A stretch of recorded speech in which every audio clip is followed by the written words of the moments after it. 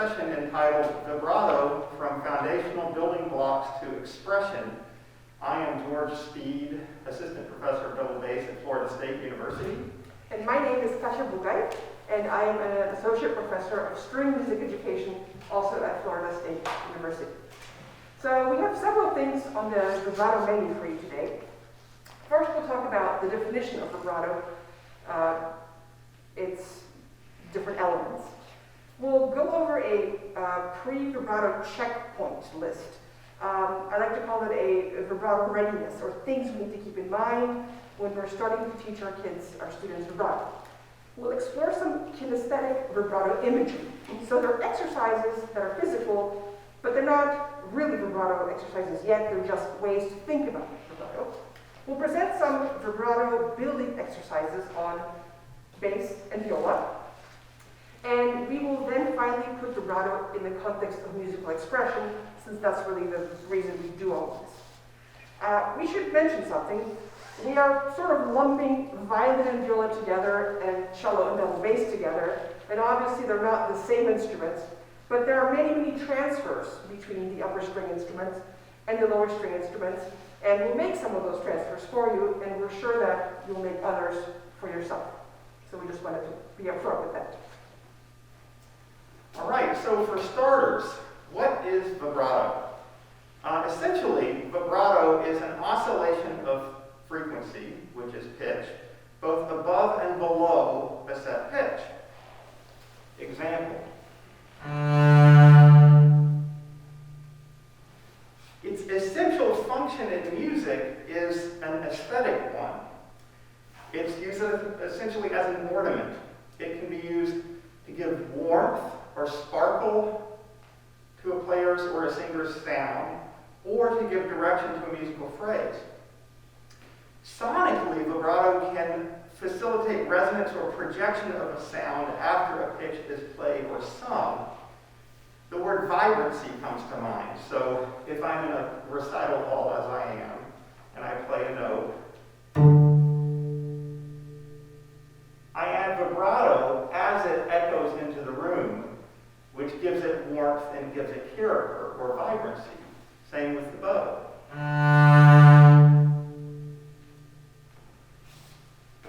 It's important to note here that as an aesthetic or an ornamental tool, vibrato and its use are inherently subjective and really situational. Each musician has to decide how and when to use vibrato, whether to use vibrato. And later we'll talk a bit more about musical style and how style informs vibrato choices, when to use it, whether to use it, how wide, how narrow. There's so many different variables to this subjective technique. So there are a couple things that I like to keep in mind when starting vibrato with a new student.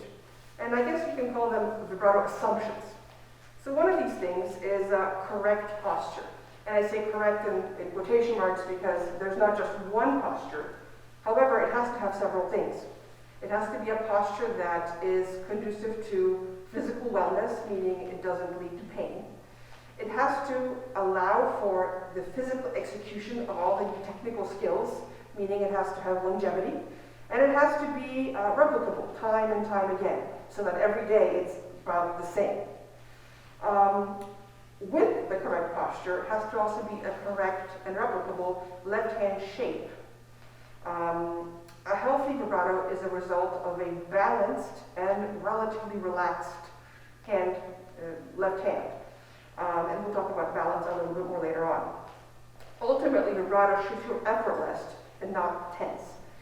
And vibrato is by definition a rhythmic ornament. So we'll talk about that a little bit more later. So when we're talking about vibrato for upper strings and lower strings, there are a couple things that are different, and we're going to explore them a little bit right now. So for starters, on upper string instruments, there needs to be an awareness and an isolation of the knuckles. I think a lot of students aren't really aware that we have knuckles here and they do move individually. So one of the first exercises, even before they're ready to play vibrato, is to just have them isolate this knuckle and these knuckles separately just to see that they can move, that they're able to move, they're not completely tense. On cello and bass, one of the most fundamentally important things to understand is that vibrato is directly related to the shifting motion up and down the string.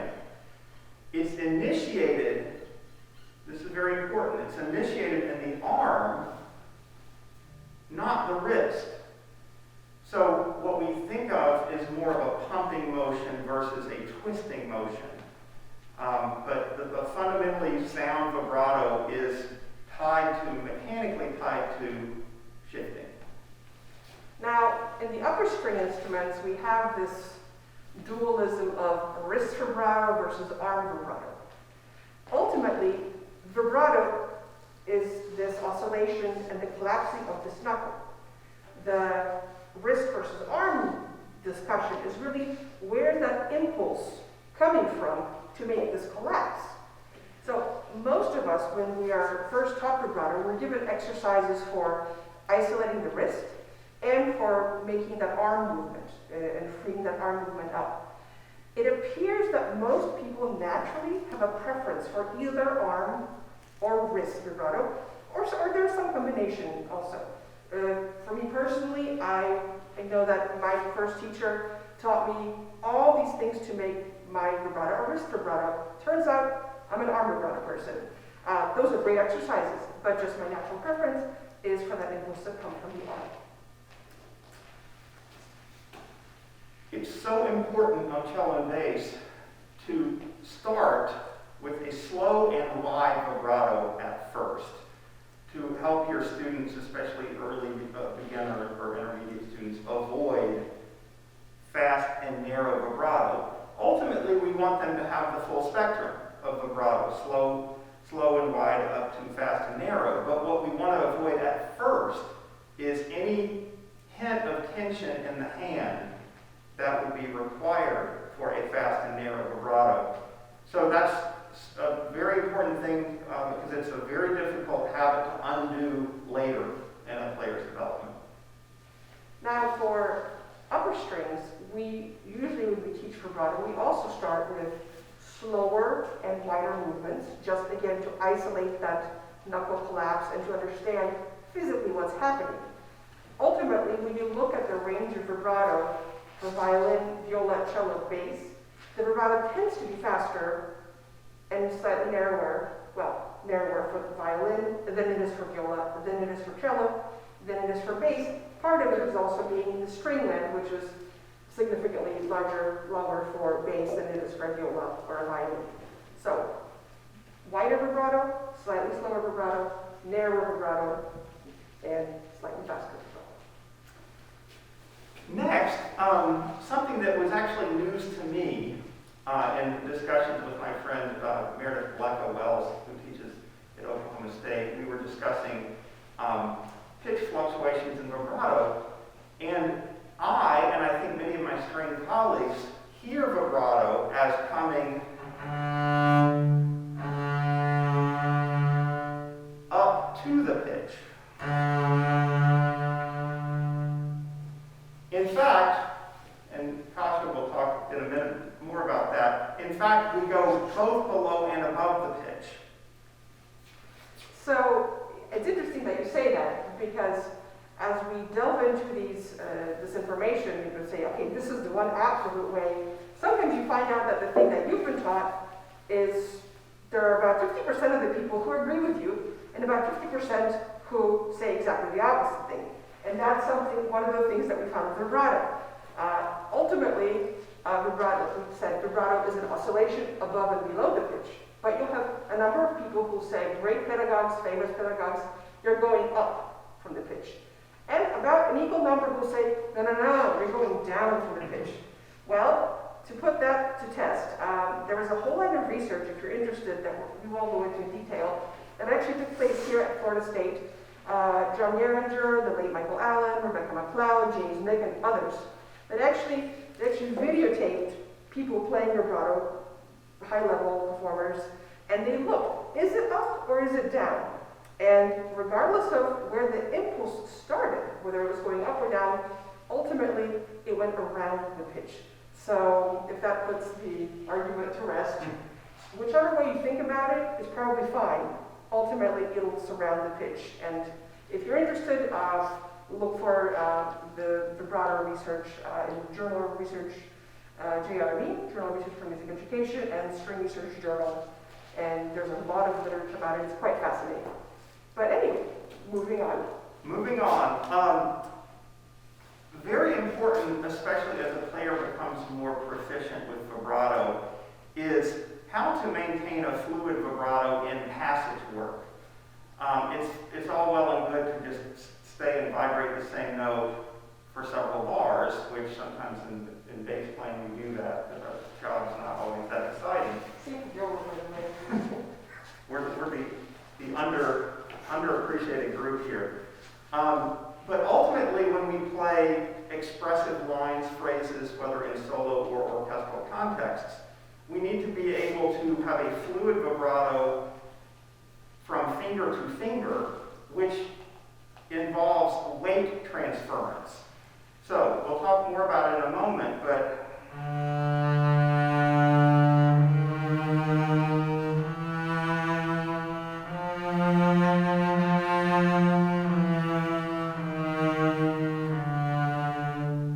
so as I go from 1 to 2, 2 to 3, 3 to 4, and then back, I'm shifting the weight. I'm transferring the weight to the finger as I vibrate on that finger. Now, I'm looking at your hand, and you're covering quite a bit of distance. It's a double bass. For upper strings, unless you're a petite violist who's dealing with more distance than your hand can actually handle, and you're also having to move, while we don't move as much typically, there is a shift in balance on the hand. So sometimes when you're vibrating your third or fourth finger, even though you're not moving your hand, you will rotate where the balance of your hand is. It might be on your pinky, it might be on your third finger. So it's a similar concept, even though we're not traveling as much physically, the idea is the same. So let's segue here to some vibrato imagery or even some kinesthetic exercises that you can do with your students both with or without the instrument. The first one we'll call dusting the string, and this is again one I'll have to attribute to Dr. Gleckel-Wells. We reference the shifting motion, but what we want to emphasize with our students is a lack of, or very much minimizing of, friction. And so you can use a tissue. You serve a double purpose if I get emotional today during this presentation, to reduce the friction between the left hand and the string. And so you use the image of dusting the string. You use the tissue to minimize the resistance. And then the student doesn't feel that stuck in the mud thing that would impede proper vibrato technique. You can frankly even wrap it around so that your thumb also is dusting the neck at the same time. And that's something that you could easily do in a violin or a viola as well. Another couple of images. For Jeff Bradovich in North Texas used this one. Scratching your mosquito bite. Or maybe for better illustration, oh man, that's a really bad place for a mosquito bite. My thumb is out of position, but the arm motion involved very much mimics shifting, or in this case, vibrato. And the first image that helped me learn vibrato when I was, I guess, about 11 or 12 was shake a can of Coke. Well, I didn't bring a can of Coke, but I have a bottle of water. And the pumping motion in the arm of shaking that bottle or that can is exactly the motion that you want on your fingerboard. So, next, suction cup finger pads, or, same idea, getting stuck in bubble gum, because ultimately we can't vibrate doing this all day. We have to settle in on a spot want the arm and hand to move freely about that pitch. So we imagine and help our students imagine that our fingertip has a suction, or that we've gotten stuck in bubble gum. And we're trying to get loose, so the arm is oscillating around that pitch, but it's stuck firmly with that bubble gum. Another helpful image is, if we refer back to the idea of weight transference, is stepping over mud puddles. I believe this was part of Pamela Davenport's concept of vibrato, the image of stepping over mud puddles as we transfer the weight from one finger to the next.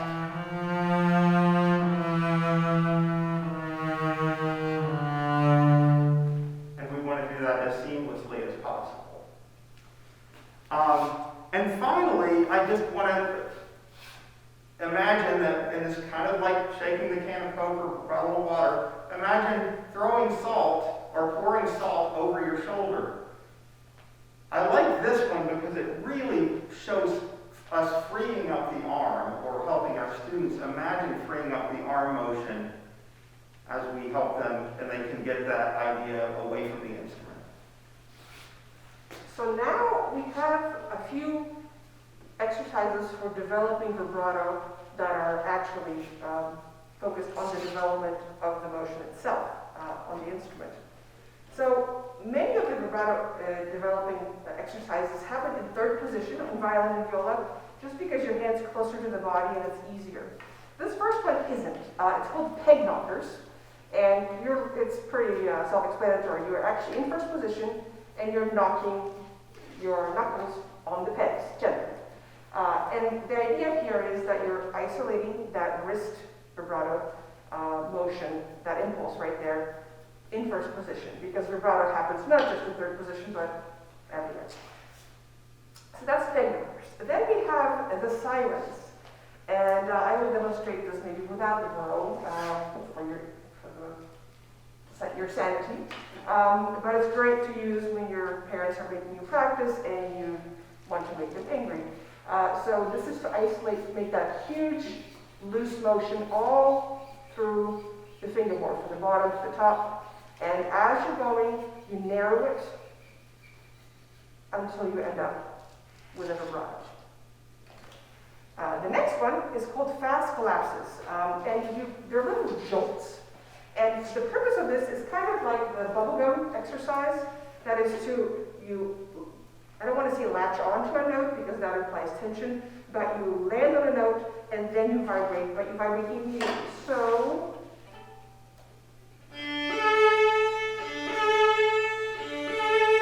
you land and you immediately collapse, but you land and make sure you land it on the pitch you want to land on, and immediately your hand starts collapsing into the vibrato motion.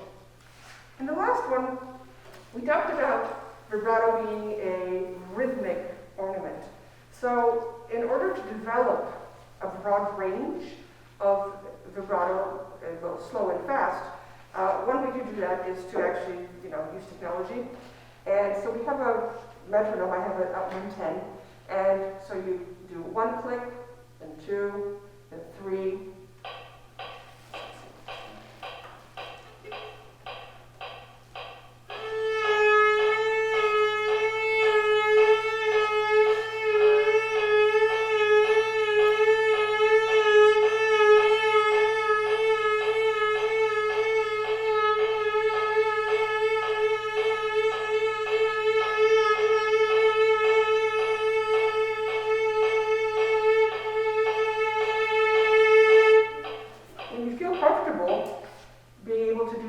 Different rhythms. You can find your own, whatever you need, width and speed for whatever program you use musically.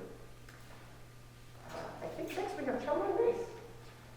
So a few ideas, a few exercises we can use for young or even older students to help them understand the vibrato motion and gain control and skill. First and foremost, and we've said it before, but I'll say it again, is that we need the left hand loose and your thumb relaxed. So we need loose left hand, relaxed thumb, and we need to preserve that hand shape. The idea of shaking the bottle of water or a can of Coke is wonderful in my mind because when we do it, we have this static left hand shape. The thumb travels with the fingers. So, Hans-Jürgen Jensen at Northwestern University, in the interest of having his students learn vibrato free of tension, had the genius idea to have them practice using harmonics. So what we find, and I'll use this harmonic on the G string of the bass, we find this harmonic, I make every effort not to touch the fingerboard, or at the most to touch it very lightly, and I pull the string to the side and leave my thumb, here's my thumb, it's not tight. So I focus on a nice wide, slow vibrato, pulling that string to the side. Once you're sure that your student has that down pat, you can have them slowly put the arm weight into the string, but still not depress the string, still playing a harmonic. So I do that, maintaining slow, even vibrato, and I'm slowly pushing into the string, trying not to affect what's happening here. So the harmonics are a great way to start and help keep everything nice and loose. Next, students of double bass are familiar with this, and some non-bassists who are told about this are sort of appalled, but we do these shifting drills called vomits. And it's a rather unfortunate name, but Gary Carr helped make them famous. And essentially they are shifting drills involving glissandos up the string. So in A major,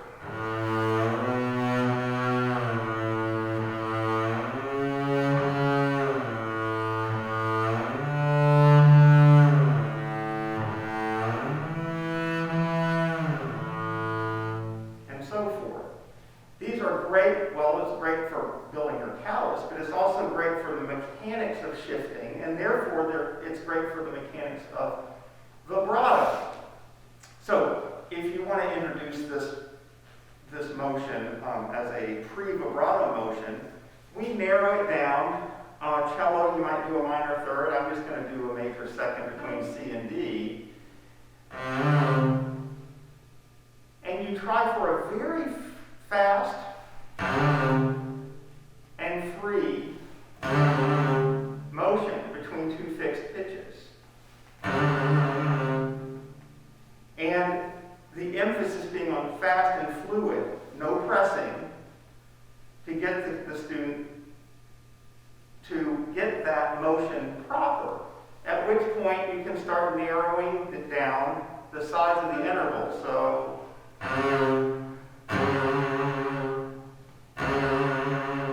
and you see what begins to happen. Then we imagine the bubble gum, and then we're actually vibrating for real. So the vomit vibrato is rather unfortunate alliteration there. Helps sort of piggyback on your shifting work with a bassist or a cellist, and helps emphasize that motion. And finally, I want to point out a set of exercises from Pamela Davenport, whom I mentioned earlier, adapted from her book Cello Start. And I like these because they separate the rhythmic impulse, or what's happening with the bow, from the left hand. So if we have our metronome on, we turn on 60.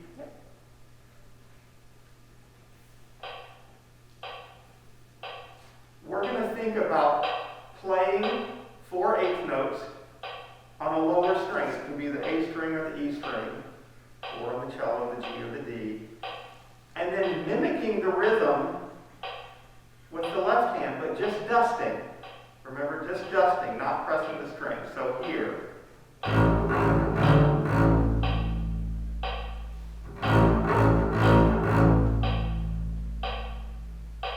So we get that motion going, and then we go to smaller subdivisions.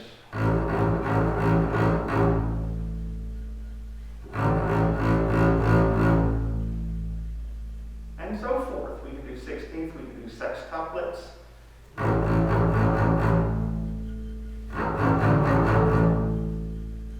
We learn on first finger, then we do second, then we do third, then we do fourth.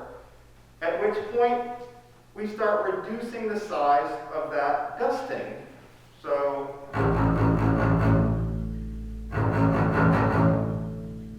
and so forth. We narrow that down in the same way that the vomit exercise did, but in this case, we're merely dusting the string, really getting our motion free and fluid without tension in the thumb, which is obviously critical.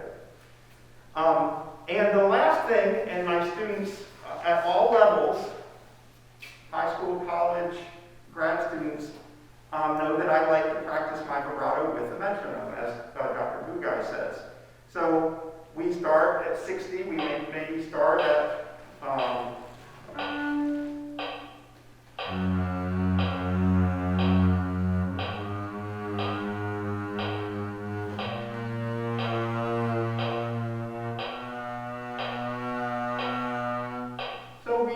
I generally, if time is short, I might do a 1-octave scale that takes me from this part of the bass into thumb position and then back. So I get coverage of the mechanics of vibrating low and high.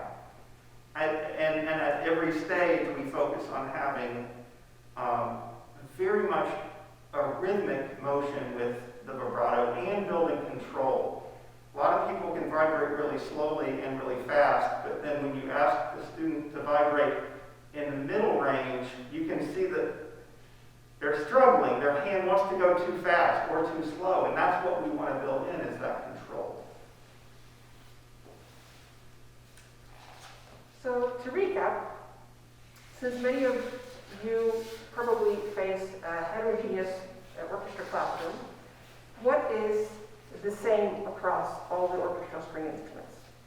The reliable, correct physical setup, a relaxed and balanced left hand, the fact that vibrato is a rhythmic ornament, and ultimately the purpose of why we're doing vibrato at all. The differences: speed, width, possibly. Continuity of vibrato between notes is a bit more challenging the bigger the instrument is.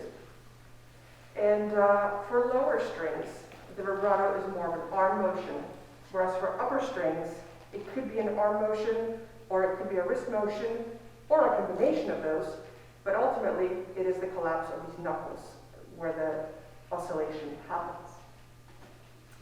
So today we talked about what is vibrato.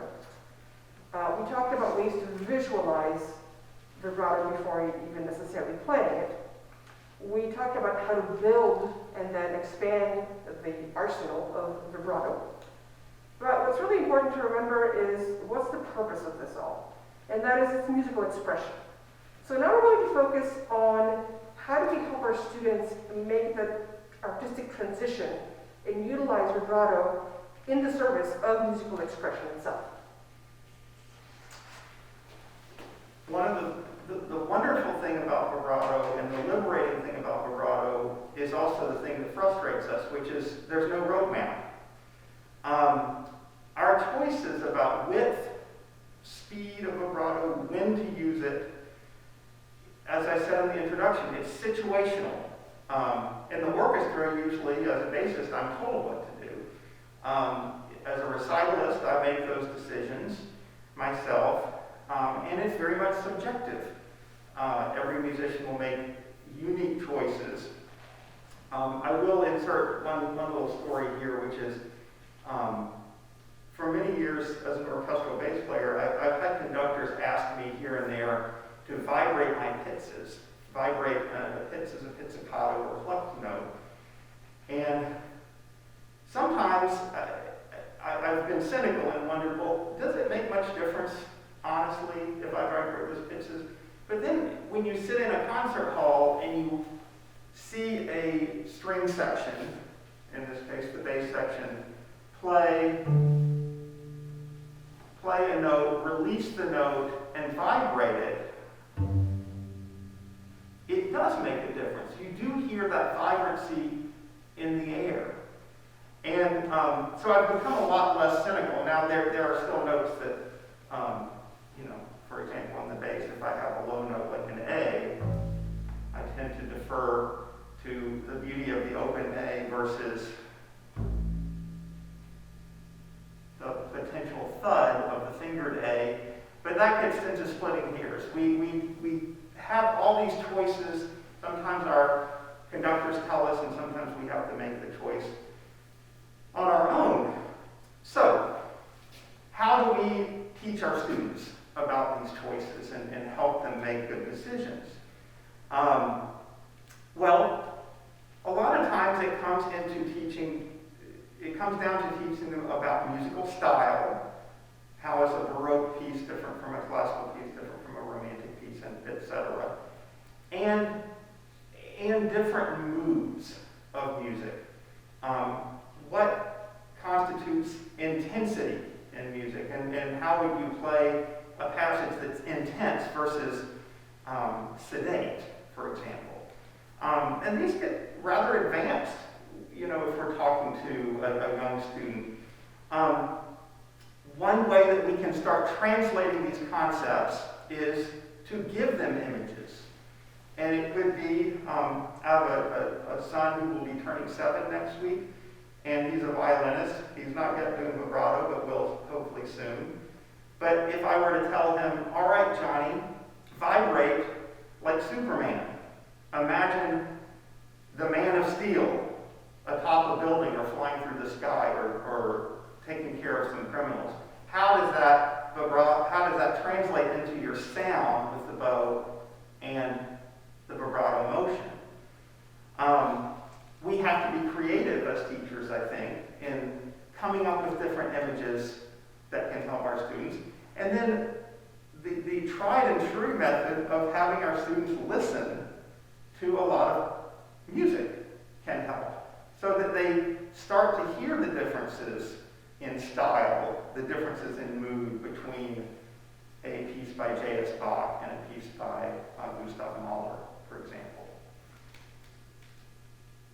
So what I thought I'd do is play just a couple of different excerpts to show you, and these are orchestral, show you different styles and just talk a tiny bit about the vibrato that I use and why. So the first one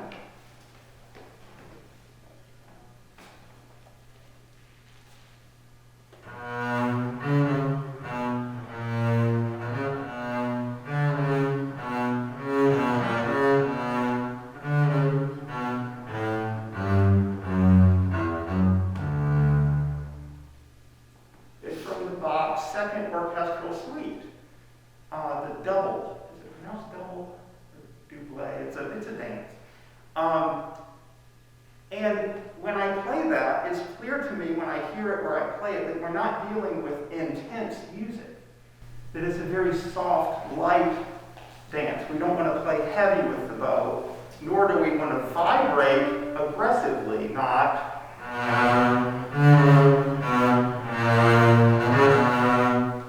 Suddenly we don't sound like Bach when we do it that way. So that's Bach. I use a shimmery vibrato, not very much.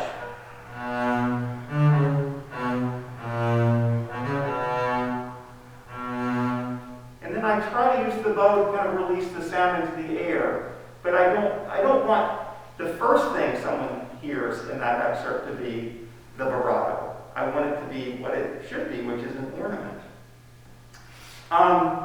We move forward in history to Ludwig van Beethoven.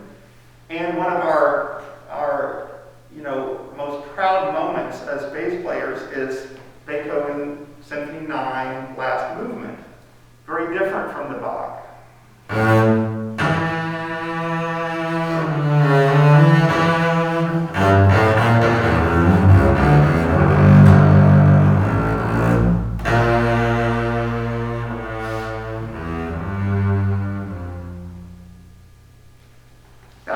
That's our entrance in the last movement of Symphony 9.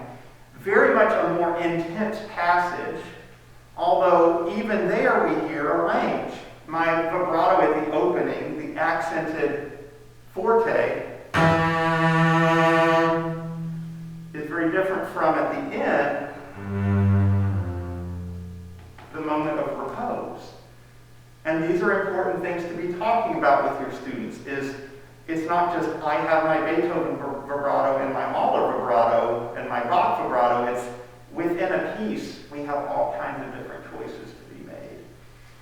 And the last one I will play moves forward in history yet some more, another proud moment and possibly fearful moment for bass players, which is the Mahler Symphony 1 solo.